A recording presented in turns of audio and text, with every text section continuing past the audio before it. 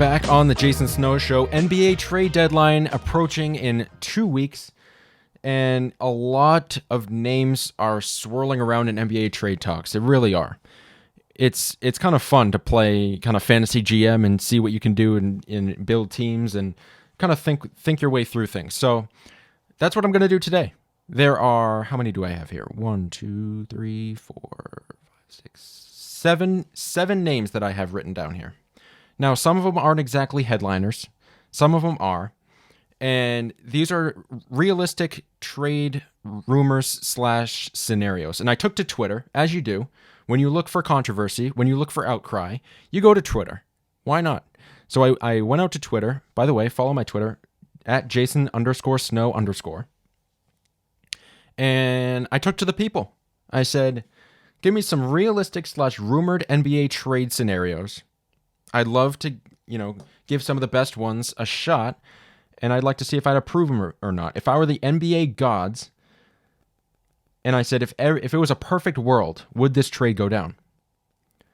And not many responses. Actually, just one, as a matter of fact. But thank you to Coach Mark Leschik of Massasoit Community College for tuning in and chiming in. This is what he had to say. He proposed Rajon Rondo of the Atlanta Hawks back to the Boston Celtics, and he gave some reasoning. He said not a big deal, but as a Celtics fan, I would love to see us bring back Rondo. 3 things Boston needs: veteran leadership, a 2-time champion, and a master of ball movement who isn't going to be shot dependent. Wouldn't cost because he's lingering on a bad Atlanta team. Now, let's start with that one.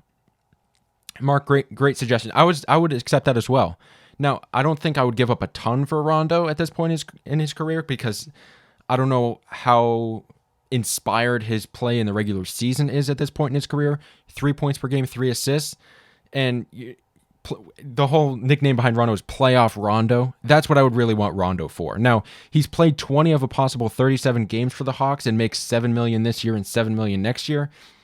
I don't know if I would want to commit that much to Rondo at this point in his career.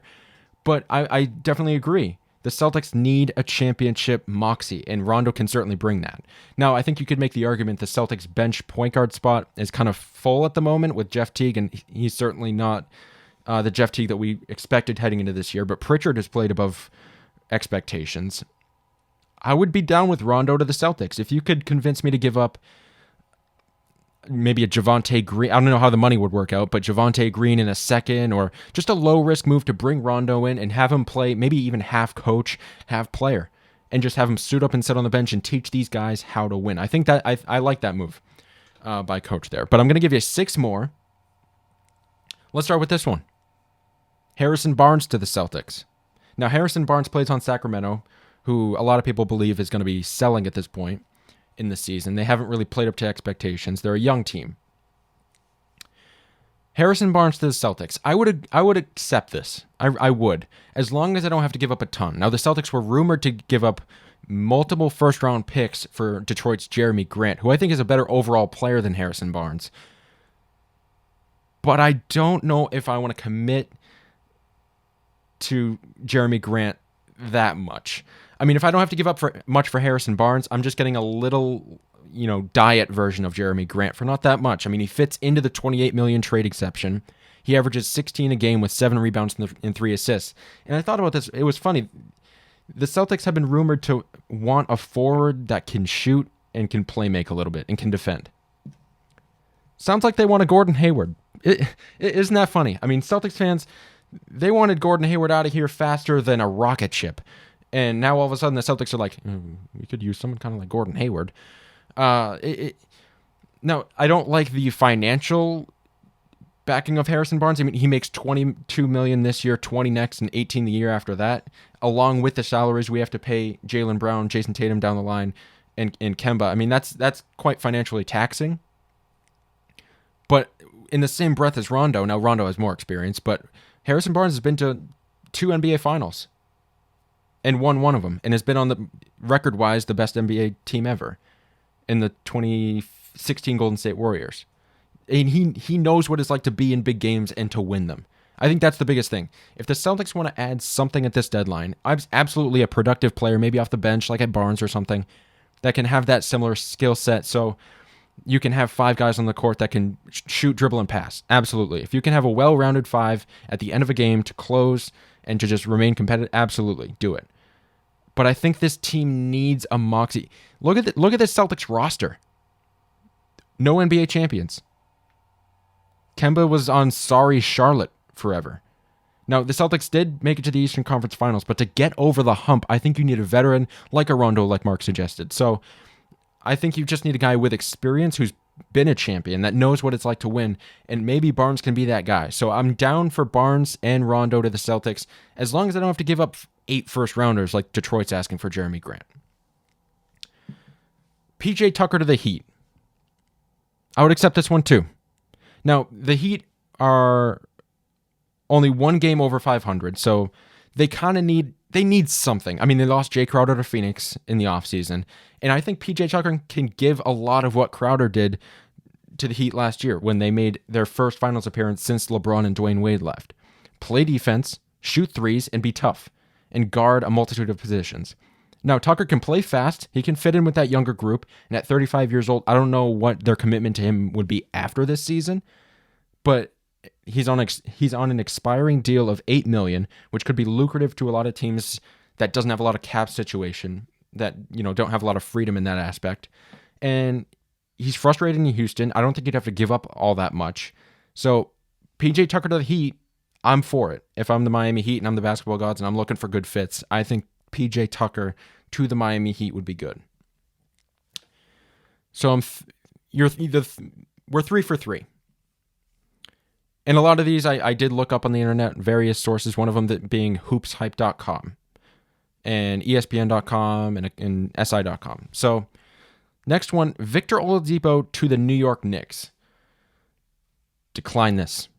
New York, please decline this. I know a lot of rumors are being out there of you want to buy at the trade deadline. You're finally in the playoff picture for the first time since I've been alive, seemingly. And honestly, don't mess it up. Don't mess it up. Countless times in the past, the Knicks have gotten a brief taste of success and their impulsive moves, and they mess it up every time.